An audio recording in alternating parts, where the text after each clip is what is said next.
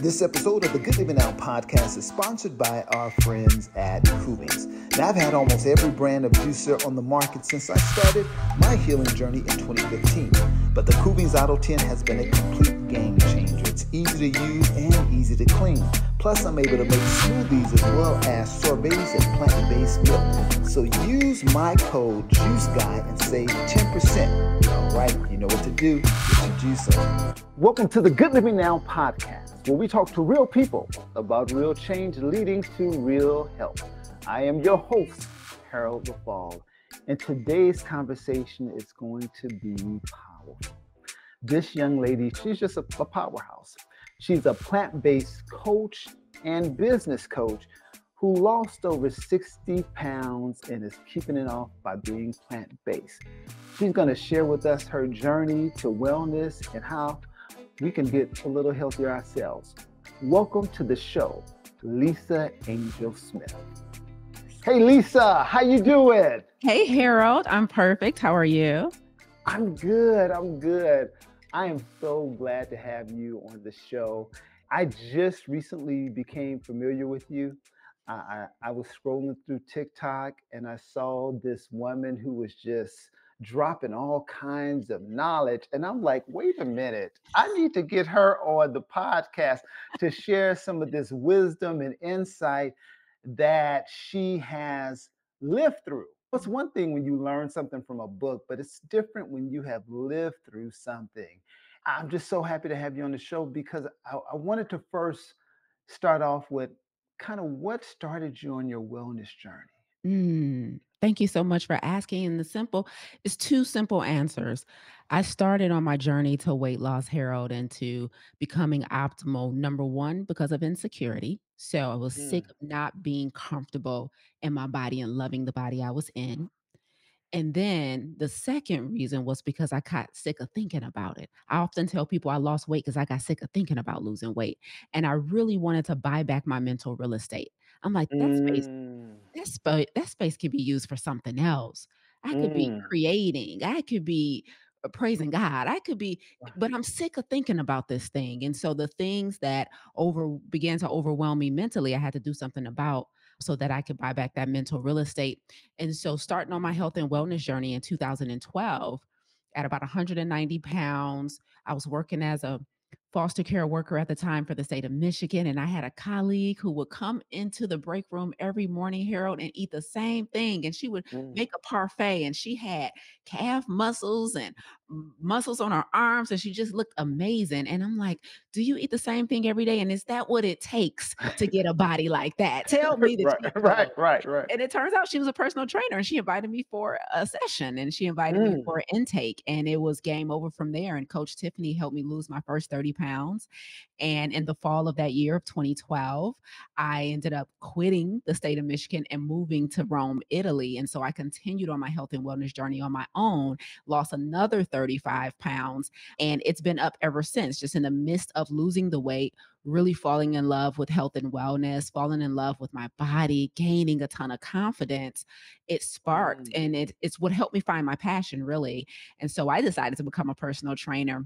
And in becoming a personal trainer, I realized I had to learn a lot about nutrition. And I discovered mm, this thing called a plant-based diet. And I went plant-based not for personal health reasons. I lost my weight still eating meat and dairy, but I've mhm, maintained it, especially my mental clarity, using a whole food plant-based lifestyle. And I retired from personal training, started my first health and wellness company in 2015. Next year, to be 10 years we've been in business. And it has been the best roller coaster ride of my life, right? mm. Me personally living at my highest vibrational frequency and now being blessed with the assignment of helping other people do the same. Mm. Wow, that's powerful. You Mhm. said you just got tired of the weight taking up mental real estate. Yes. And I think that happens for so many people that weight just becomes this big thing. And it almost becomes an obsession and people will start and then they'll stop and start and stop. Mm. Like for you, what do you think is the key to not getting on that kind of up and down yo-yo?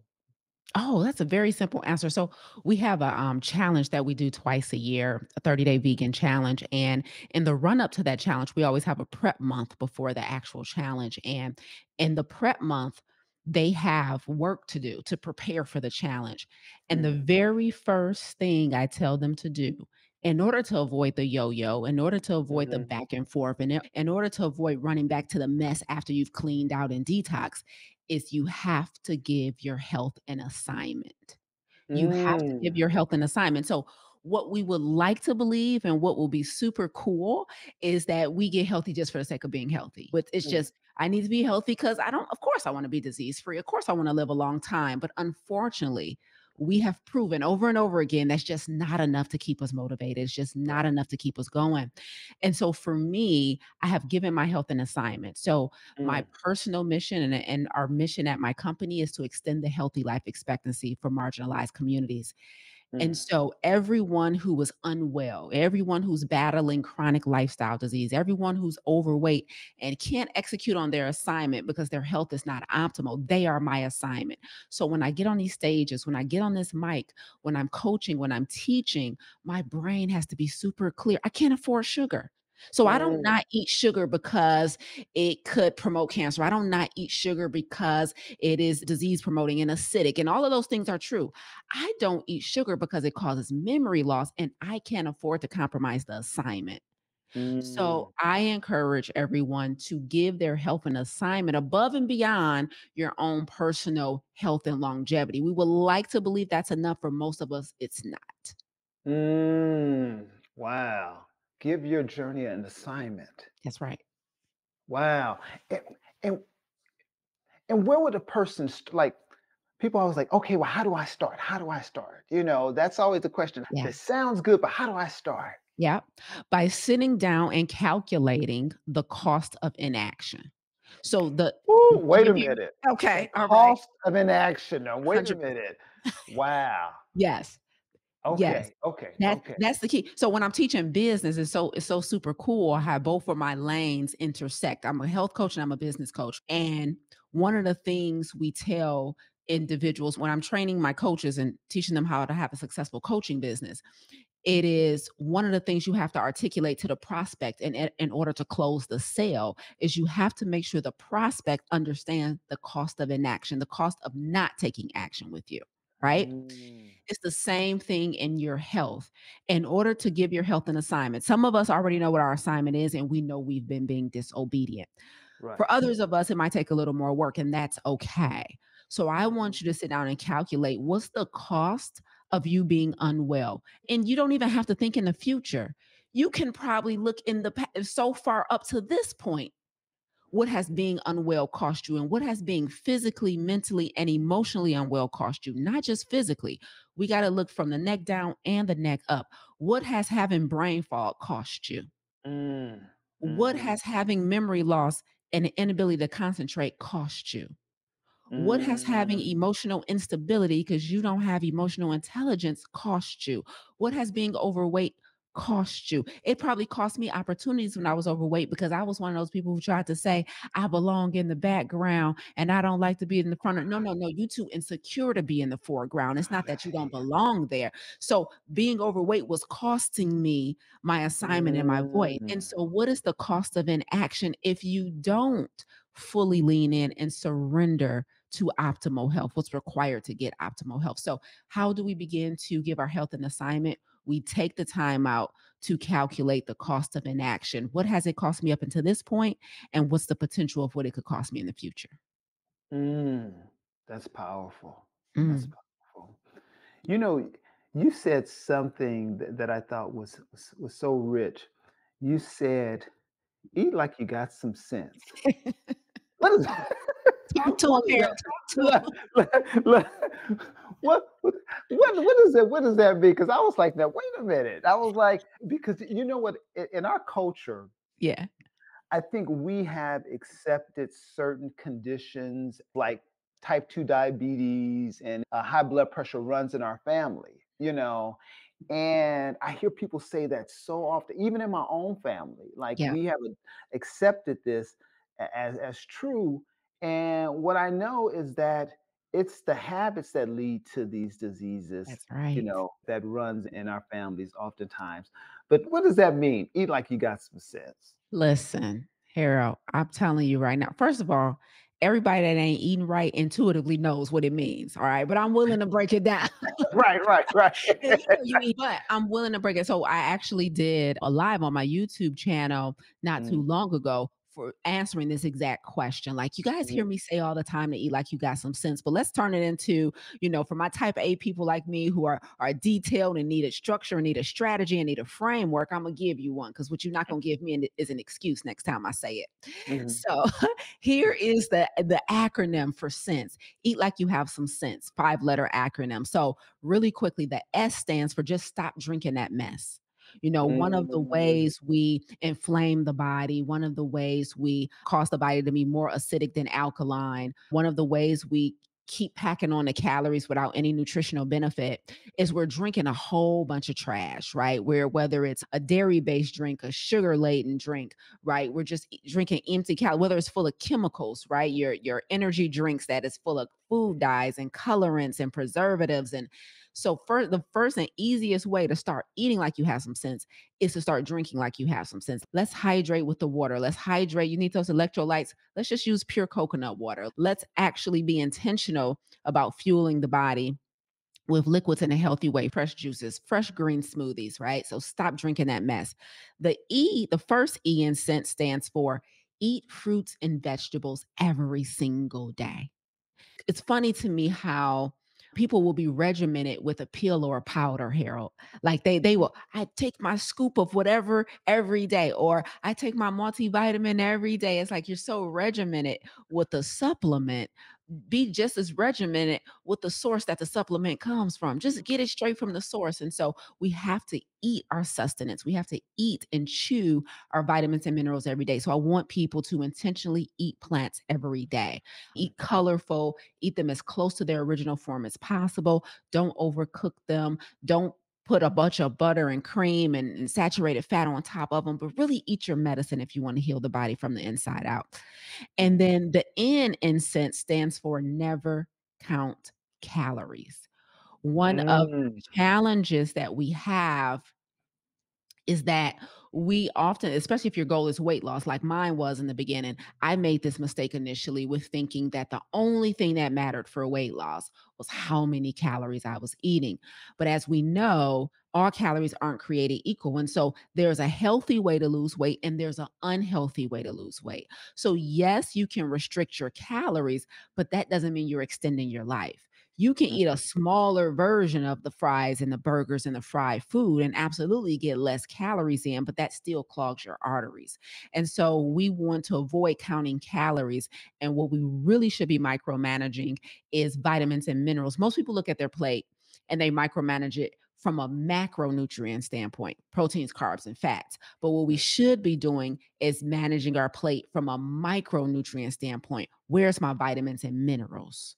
Right? That's mm, the stuff that promotes and prevents and combats disease and at the same time gets your weight down. The second S in the word sense stands for start and stop at the same time. So this is speaking to intermittent fasting. This is speaking to training your body when to expect food. This is speaking to giving your digestive system a rest. I'm actually in the middle of a water fast right now, so I haven't eaten mm, since Thursday night. And it's really important that we make sure that we teach and train our body when to expect food, when to eat. But then the other part of that is a lot of us have lost our power to food, which means we let our emotions tell us when to eat. So we're not hungry at midnight or whatever, but we're in our feelings, or we can't sleep, or we eat out of boredom, whatever it is. But whatever the reason is, it ain't got nothing to do with mm, disease prevention and biological necessity. It has mhm, everything to do with how I'm feeling or what looks good or what I have a taste for. But if you create boundaries around your eating times, it's like, hey, I don't care what's going on. I don't eat after 7. I don't care what's going on. I don't eat before 10 a.m., right? mm. Because I'm going to train them. Number one, I'm going to take my power back and I'm going to be in control. But then number two, also from a biological standpoint, I really give my body now the freedom to work magic for me because it's not expending so much energy on digestion. Mm, And then mm, finally, this acronym SENSE, the second E in Eat Like You Got Some Sense stands for eliminate ultra processed food. And I don't care if you're vegan or not vegan. This goes for all of us. There is what we call SOS. When we do our 30-day challenge, it's a 30-day vegan, salt, oil, and sugar-free challenge. Vegan food, animal-based food, whatever it is so processed with excess salt, oil, and sugar. And so mhm, all of that ultra processing really makes it difficult for us to achieve the most optimal version of ourselves. And so we want to eliminate ultra processed food, which is not the same as eliminating all processed food. For many of mm, us, it's impossible to eliminate all processed food. Like many of us are mm. just going to live conveniently in some ways. Like I don't care what happens, Harold. I'm never gonna make my own peanut butter, for example. Like, Right, I'm gonna right, pay for peace. You know what I right, mean? There's right, just right, some things I'm willing to pay for. So it's right. not saying that you need to make everything from scratch and everything needs to be homemade or whatever. If you want to, that's fine. If you want to grow your own food, but I prefer to live in concrete jungles and high rises. I ain't about to have no garden, Harold, but I'm Right, willing to support the people that do. Right? right, So right. there's just some things that I'm willing to pay for peace for. So it's not eliminating all processed food, but it's the ultra processed junk that's full of preservatives, that's full of food dyes, that's full of, MSG, that's full of all of this junk that really has shown to lead to disease for us. So that is the final E, and that's how you eat like you got some sense. So, a lot of people I hear talk about, I can have these ribs every now and then, eating in moderation. And I'm like, I never quite understood what that meant, to eat in moderation. And how do you know that you're eating in, what's the barometer? Talk a little bit about people eating a little bit of poison here, a little bit of poison there, and I'll be okay. Talk a little bit about that. Okay, so you've officially triggered me. I'm triggered now, Harold. Thank you very much. Okay. That is my trigger where every stage I step on, I try and tell them to get that mess, that moderation mess out of their system. Okay, here we go. So, first of all, let's put moderation in perspective. Similar to what you just said, moderation is not even a real place. Mm, Okay. If I was to ask you and 10 other people, what is moderation? You guys will have 10 out. Well, moderation for me is once a week. Well, moderation for me is every 2. Well, moderation for me is once a month. Moderation for me is once a year. Like moderation ain't even a real place. It's a mhm. term we've made up to give ourselves permission to do everything we ain't supposed to do. Because don't nobody moderate kale or spinach. You know what I Right, mean? right. It's a mess. So we just giving ourselves permission to make ourselves feel good about doing some nonsense. First of all, moderation is not a real place. But the most important thing we need to understand about moderation is you have two protocols when you're approaching your diet. If you're battling something, like if you're in the midst of A1C is high, if you're in the midst of battling cancer, if you're in the midst of battling an autoimmune condition, a reproductive health challenge, fibroids, erectile dysfunction, if you got high blood pressure, if you have kidney failure, fatty liver disease, I don't care what it is, if you're in the midst of battling something, you have officially lost your privilege of moderation. We have to understand that moderation is a privilege, not a right. We've been treating it like a right, like we entitled to moderation, no matter the circumstances. No, no, no, honey. Moderation is circumstantial. Your Mhm. circumstances have dictated that you have lost your right to moderation. Because let's be clear, moderation is what got you the diagnosis. You Right. moderated yourself to diabetes. You moderated yourself to obesity. You moderated yourself to kidney failure and dialysis.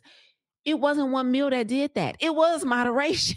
Right, right, You right, had some right. vegetables along the way these last couple years. You had some fruit along the way the last couple years, and you had some mess. And now here we are. Right? You Mm, moderated yourself to this condition. What makes you think that you're gonna use the same strategy that got you sick to get you well? You're just not gonna mm. get a smaller bag of chips or eating only a few cookies instead of a sleeve of cookies or just treating yourself to the pizza because it's your birthday or it's Thanksgiving, so I'm entitled to this mess. You already sick. So here it is. There's 2 protocols. I said there's 2 protocols when we approach our diet. The first one is a treatment protocol. The second one is a maintenance protocol. Moderation falls in a maintenance protocol. What that implies is you've already done the work to get well. And Mhm. it is at that point we can possibly entertain moderation for some things. But if you're in a battle right now, and let me be clear, hypertension and high cholesterol is a battle. We have to stop acting like some of these things aren't as urgent as something like cancer. It's Mhm. all urgent, right? Yeah. So if you're on medications for something, if you got gut and gastrointestinal issues, you got skin issues, or let's talk about mental health, depression, anxiety, food can help treat that stuff. If you're in treatment, you need to treat it like treatment, and abstinence is what needs to replace moderation if you're on a treatment protocol. And then moderation can be entertained once you've done the hard work of getting Mhm. yourself to a 12 out of 10. That's it. That's it. You know, it was so interesting when I was going through my own cancer experience and I started changing my diet.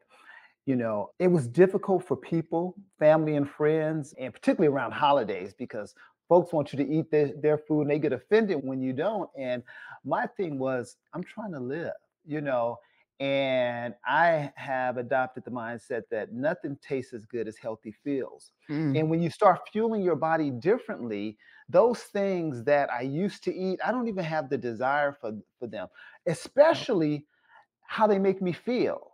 Like Yes. I remember back in the day, I was addicted to dairy and I would eat like pints of ice cream. I put cheese on everything. And every time I would eat it, I would always have flu-like symptoms. I would always have the itis, be tired and lethargic. Yeah. And I don't want to feel like that. I was in Louisiana and they got food everywhere. And I was like, oh, that stuff smells good. But I know how it's if I were to eat some of that, so I know how it would make me feel. And I'm Yes. not willing to exchange how I feel for a bite of whatever, you That's know? so good. That's so good. During our last 30-day challenge, someone asked me about consistency and how can I stay consistent. I Mhm. said, you got to develop a keen memory, meaning exactly what you just said. Mhm. Remember how it makes you feel. The part of the reason it's so easy for me to eat clean consistently is because I vividly remember how it made me feel. I remember feeling sluggish. I remember having memory loss. I remember having brain fog. Like I remember just feeling chunky. You know, when you eat some mess and the next day or two, Mhm. you just feel you Yeah, it's feel just it. like, oh, yeah, Yeah, yeah. it's like, how can you keep going back when you remember you already know how it's gonna make you feel? So it's absolutely we have to have muscle memory when it comes to recalling us feeling less than the best version of ourselves. Yeah. And one of the things when I was going through my own experience with cancer, one of the things I realized that food was a part of that diagnosis, but another big part was stress. I had been stressed for decades and Mm, gone back to childhood trauma that never had dealt with mm, that was a contributing factor to that diagnosis. And I think a lot of us, we don't realize how stressed out we are because it's just normal for us to wake up worry, go to yeah. bed worry. Mm, Talk about like some things that people could do to help deal with it because I mean, life is stressful, mm, and then what happens though when we're stressed out, we tend to do things that aggravate the stress. So we tend mm. to go for comfort food that, Yeah, supposed to make us feel better, but it's yeah, actually worsening everything. telling you. Oh my, my, my. So, thank you for asking this question because one of the challenges we sometimes tend to have when it's time to get healthy is that it's really about health, like it's really about diet and exercise, diet. And so we try and maneuver those two things, right? Okay, maybe I need to increase my exercise. Okay, what type of exercise should I be doing? Lisa, what time of day should I be exercising? What do I eat? Lisa, give me a power food. What's the best food to lose weight? And they're only looking at diet and exercise. But there are several other factors that impact our health, and stress is definitely one of them. And there are two types of stress, acute and chronic. Acute is what we should expect from life, chronic kills. Okay. Mhm. Acute is usually time bound. That's number one. So it's not something where I'm in a situation, I have no idea when I'm going to get out of it. I don't know how, I don't have any type of strategy to move forward. Acute stress is typically time bound. And the best type of acute stress is purposeful. Like I'm Mm. writing a book right now, kind of stressful. It's my first book. I don't know how these multi-book authors do it, Harold. I'm like, what in the devil was this? Like it's, oh my God. Right. So it's kind of stressful, but it's time bound. It's going to get done. I got the first draft already, ready Mhm. to go to an editor, and it's so purposeful, right? Mm, It's about mhm. radical obedience. I plan to help tons of people with it. So it's a feel good stress, right? Yeah. And that's how all stress should be. But many of us are battling chronic stress, which is ongoing. We have no exit strategy. It doesn't feel purposeful or aligned, right? And it really drives down the vibrational frequency of our body. It causes us to have ruminating, unproductive thoughts, and it causes us to draw conclusions about our life that makes us feel hopeless and helpless. I don't know what to do. I don't know how to get out. I'm taking care of a care. I'm a caregiver to someone that's stressful. There's no way for me to get out of this. Like all these things people say about, but here's what we got to understand about chronic stress. It's been my experience as a coach and coaching hundreds of people through these type of scenarios that it's not that the circumstance itself is stressful, it's our perception of the circumstance that's stressful. Mm, Oftentimes, the stress comes from our perception of our own circumstances. So, like mm, when COVID came, I used to teach a class every first Saturday of the month called Get Planted, an introduction to a whole food plant based lifestyle. And I taught that class for 5 years straight. And so I started class in 2017. Of course, COVID came in 2020. And from 2017 to 2020, the class was in person. And I rented out a space, invited people to come out once a month, every first Saturday. And we had a good time. I taught for 2 hours. It was great. COVID said, go in the house. Right. And so mhm, for someone who ran classes and courses in person, that was stressful. For mm, me, I decided to perceive that as an opportunity to reach more people. Oh, I can reach people in Cali now because we're going to go virtual. I didn't shut the class down. We didn't miss a beat. I saw it as an opportunity. So everything is about how we perceive our circumstances. Yes, you're a caregiver and it takes a lot out of you. But I have a best friend who was a caregiver to her mom before she passed of brain cancer. And she was so grateful for the opportunity to take care of her mom during her mm, final months versus seeing it like my whole life is upside down now. And so the way to get out from under chronic stress is one, to try your best to change your perception of what you're mm, experiencing and find the blessing and the gratitude in it. The second way, more tangible, is going to be creating what I call an exit and an enter strategy. So when mm, we're in an undesirable circumstance, we have to sit down and create an exit strategy. One of the worst messages we've ever been given about stress is that we should be managing it.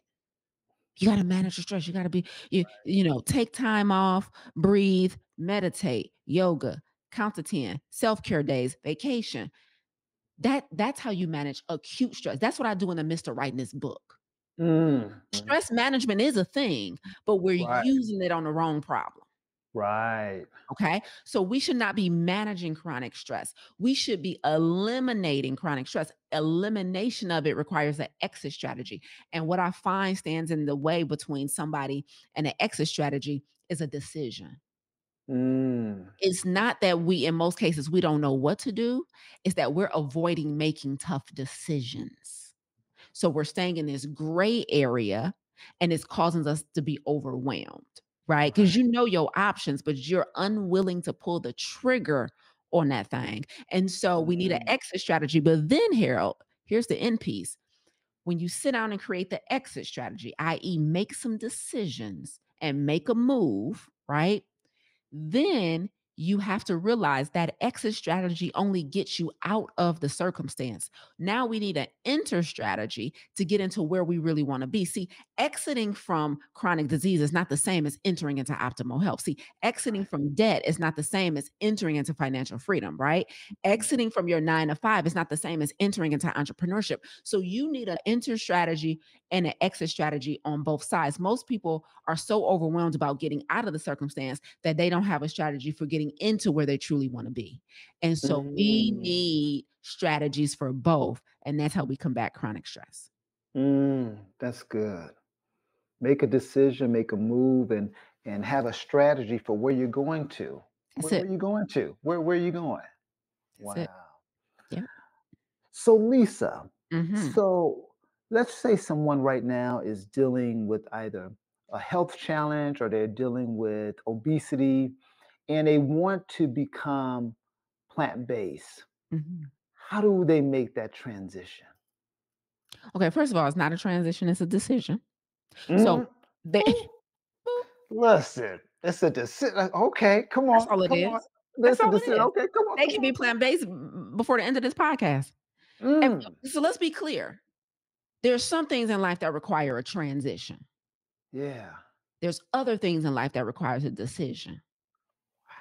First thing you need is discernment to know what requires what and when. Mm, mm, Being plant-based or getting healthy just requires a decision. It don't You and I both know it don't take 2 years to get off of sugar. Quit playing with me. It don't take all that time to stop eating that mess. It doesn't. right, Am I right, right? right. So in this case, going plant-based, if you desire to take a whole food plant-based approach to achieving the most optimal version of yourself, you can do that before I snap my fingers. Just make Mm, the decision. The other mm, thing that people typically need though is permission.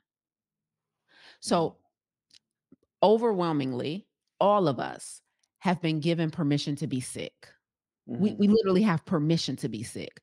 Like, we mhm, have rhetoric that tells us when we get older, things are supposed to fall apart. When you get older, you're gonna lose your memory. When you get older, it's normal to be on at least one medication. We watch family and friends age unwell. And so mhm, we have all around us, we have rhetoric in our ear telling us everything in moderation and all that mess.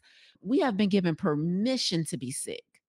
mm. Nobody's been given permission to be optimally healthy, Wow. right? Wow.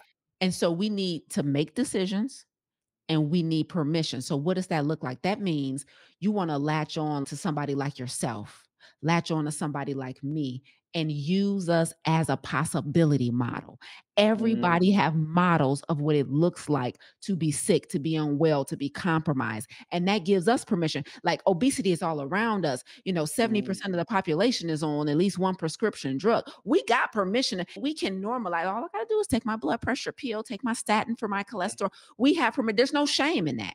The mm. issue is nobody has given you permission not to be that. Nobody has given you permission to say just one medication is still a problem. Nobody's Right. giving you permission to say just a few pounds Mm, overweight is still a problem. Nobody's giving you permission to be a 12 out of 10. Nobody's mm, giving you permission to age well. You know it's mm, possible. But mm, the opposite of that is so ubiquitous. And so mm, what you need is a possibility model.